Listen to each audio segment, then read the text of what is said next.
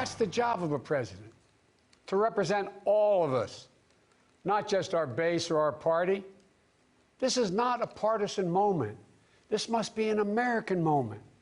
Day 4 of the Democratic National Convention in the books, and tonight Joe Biden accepted the party's presidential nomination from his home state of Delaware. Fox 5 political analyst Carl Luna joins us now to recap tonight's highlights. Carl, thank you so much for being here as always. There were many themes that Joe Biden touched on, including party unity, his resolve to lead, and of course him taking aim at President Trump. Overall, how do you think he did tonight? I think this was a good night for Joe Biden, Phil. He had a very good speech.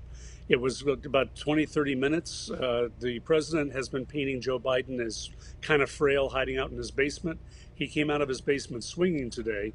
He landed some solid hits on the president's reputation. I think the takeaway line was how you want a president your children can look up to. This is not the president's. He laid out both his empathy and also a lot of power, a lot of fire to that. He had a lot of passion in the speech. Now, how much that sways audiences, we'll have to see. And can he keep it up for the next 78 days? You know, I also think he really wanted to humanize himself before the American people tonight, and there were several stories of empathy. In fact, at one point, he even got choked up when he was speaking about his late son, Beau. Did that play well? I think that's one of the strongest suits that the campaign is trying to play on, Phil, that Joe Biden feels empathy. He's gone through life experiences. There was a little segment with a 12, 13-year-old boy who stuttered, talking about how Joe Biden went out of his way on a campaign stop to sit with him and show him how to get over his stuttering a little bit, because Biden himself stuttered. I had a tear in my eye, and I think a bunch of other people did. That's the sort of thing that he wants to contrast with the president, whose strong suit is not empathy.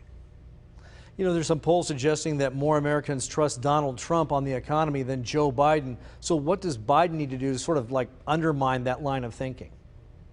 Well, his reputation with the economy is the number one thing Donald Trump still has going for him, even as the economy is kind of tanked because of COVID.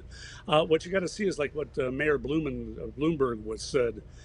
Just treat it with disdain. Bloomberg said that Trump says he's a big businessman, really, and pointed out Trump's businesses repeatedly went into Chapter 11, into bankruptcy. If the Democrats can whittle away at Trump's advantage on the economy, it leaves the president with less things he can sell. But the public still tends to see him as a businessman. You know, there were really a lot of character comparisons also. That seemed to be an underlying theme tonight, not only with Joe Biden, but also some of the speakers before. What did you make of that? Well, that's the Democratic campaign, is to show that they do not believe, and America should not believe, Donald Trump's fit to be president. They tried that in 2016 with less than great success. But Senator Tammy Duckworth kind of came up with the nickname for Donald Trump for this campaign, calling him the coward in chief. Donald Trump's going to be on the defensive going into next week. Whether he can regain that in a meaningful way and not just seem petulant is going to be an issue for him. Yeah, and after 4 days, what do you think this convention ultimately achieved? You know, we saw the ending tonight with that drive-in fireworks show. It was pretty spectacular, actually. Yeah, that was actually very smart programming. It gave it a human effect. It gave a live energy effect to it. The things the convention achieved was to bring the party together. You had that one segment where you had 6 of the different challengers to Joe Biden in the primaries in boxes, all singing his praise. They went on the offensive against Donald Trump. They painted out the differences between Trump and Biden laid out that America's trying to bring back its soul, and he also laid out a lot of policies that they believe will actually help working Americans. And finally tonight, you know, we've got the Republican National Convention coming up next week. What are we going to see right out of the gate? Well, President Trump was on Sean Hannity tonight, counter-programming to the Democratic Convention.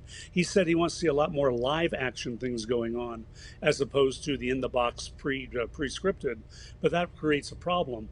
You never know how those will necessarily play out. But here's what you will see a lot of next week: a lot of President Trump. He is going to demand to be in the picture some way or another. It's kind of odd this late before a convention not to really know who's going to be speaking. I think the Republicans are pulling it together on the fly. Hopefully for them, they pull in together a good show. Otherwise, Democrats have the momentum going into Labor Day. Our political analyst Carl Luna tonight. Carl, as always, we appreciate you joining us, and of course, we will see you next week. Thank you, Phil. Good night.